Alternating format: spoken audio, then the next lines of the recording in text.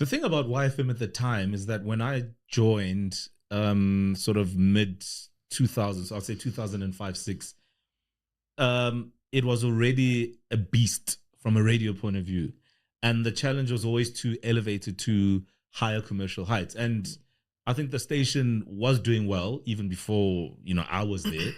But there was also a sense that, the youth culture is evolving. The Black youth culture is at times misunderstood by the advertising industry, by the communication industry at large. And sometimes it was a function of saying, how do we get that industry, which is generally predominantly white dominated with the decision makers, to understand this brand and the space and the evolution of young people? I understood that also as a listener, because when you're listening to Y, you could tell that, okay, the station is starting to do better. There are a lot more ads. The personalities are doing a lot more work with brands. They're a lot more visible in the endorsement spaces. And then you're like, okay, cool. So this is kind of like where you need to go to commercialize yourself as a broadcaster. The DJs there were more personalities. They were like celebrities. I remember when we used to come up and we used to go out to clubs and things, we used to have to rock with security. These guys were like a big deal. We'd be mobbed. Yeah. Do you think that radio has grown any big talents like we used to have in the old days, like the OGs? I think radio has always been known to produce superstars. So you could literally be famous from a radio show that you do sometimes even once a week. You could be doing like a top 40, right? And be super, super well known. Mm-hmm. You could be doing a late night radio show and be well known. And that's what radio used to do. I don't see a lot of that anymore. I find that radio is not producing radio superstars. Maybe not because there's a lack of talent, but maybe there's a lack of understanding how to grow and find the talent that can produce what we want from radio in present day. I was a radio superstar. Nobody knew me until I got to YFM. Can you imagine you're doing like a graveyard shift, literally Monday to Friday, midnight to 3 a.m. And you've got promos running on the station, promoting your radio show. And people are like, who's this Mo kid? Ban Lentwana, who does he think he is amongst all these greats? But even that created a buzz, right? So radio has the ability to create superstars. I'm a case in point. I don't know if it's got to do with how people listen to radio these days, in a world where the online space has boomed and it's got such a massive impact on what people consume and how they consume it. But I do think that there's still an opportunity for radio to produce superstars, household names, people that will resonate with the general public, whether they're broadcasting in Joburg alone, Gauteng, or the entire country. How was that product? What we need to accept is the fact that most superstars are coming from social media these days. So a lot of the people are being hired based on their following on social media, not on their actual ability to do good broadcasting. But here's the thing, right? I don't have a problem if radio takes somebody from, the online space, a TikTok star, and brings them onto a radio station. I have no issue with that, because I believe that radio does not determine who can come on and who can't. It's the managers and the program managers that make that choice. But what you need to do is train people. You need to get people set up, give them the knowledge, give them the training in order to become broadcasters. If you're going to get somebody who's never done radio in their life, for heaven's sake, train them. Some of the best radio personalities never really got the academic training that I got. A lot of them were like maybe teachers. I remember back in the day, there was Icon, Kabzela. He was at YFM long before I arrived. And I mean, the guy was a taxi driver before, he grew up in the hood. I'm sure many people would never even have thought that he would ever get into radio and become the icon that he became. But he had the gift of the gab. He was a brilliant storyteller, which for me is the essence of what radio is about. And he was able to resonate with the people that were tuning in. And he became a radio star. I don't remember him having like TV gigs and all of that, but he was just so well known. So well known for the brilliant breakfast shows that he's done on YFM.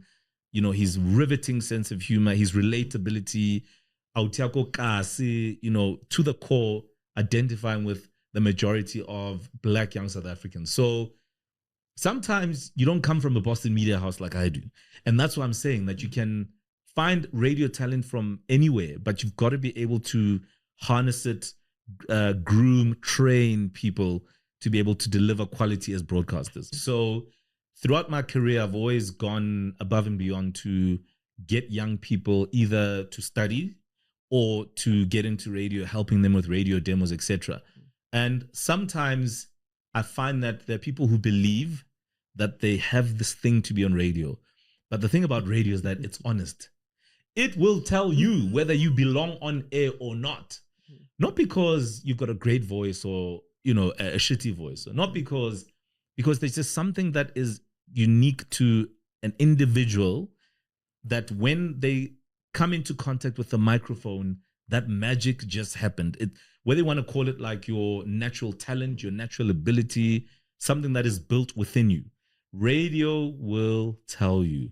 And I always tell young people who want to get into radio, I say, listen, I'm going to help you record this demo.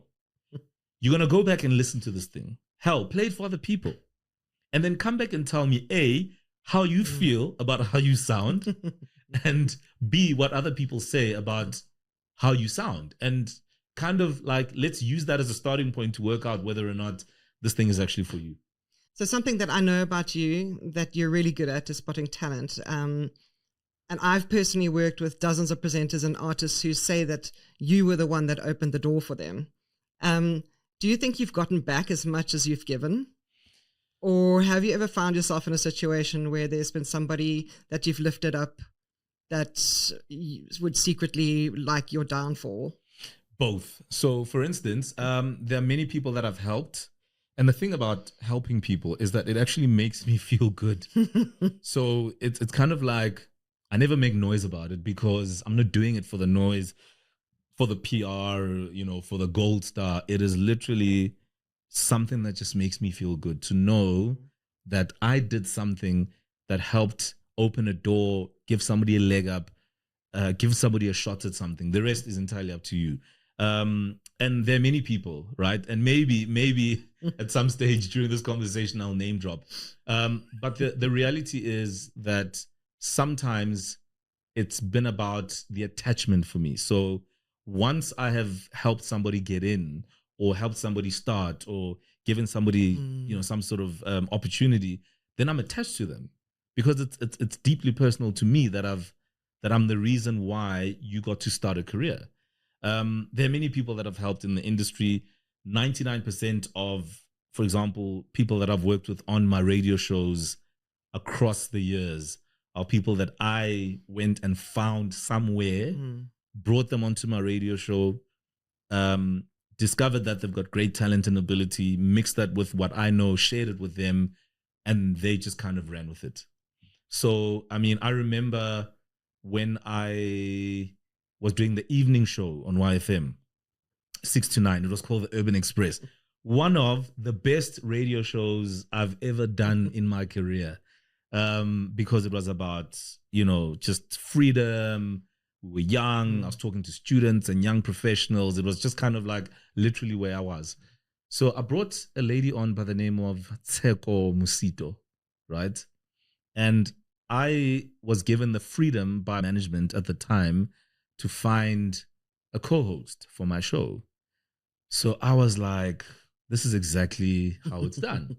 So there I was,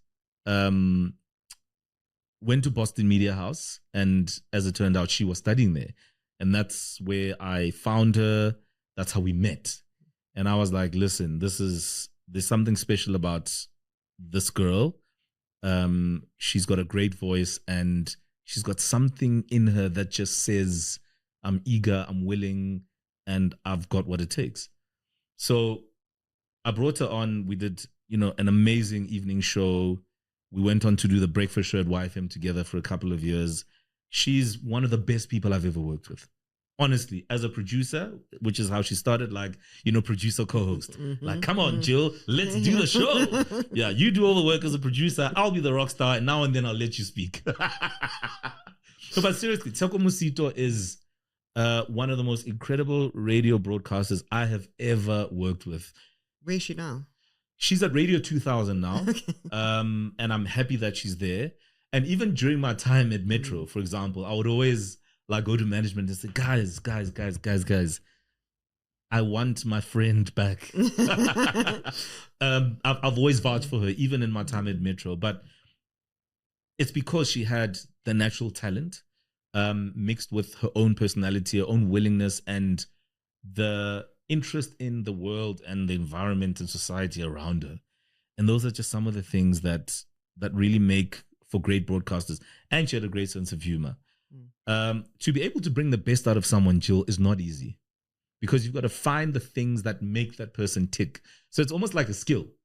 So we would literally find ways to bring the best out of each other. And I'm happy that she's still in the industry, and I'm pretty sure that she's going to be in it for a long, long, long, long time.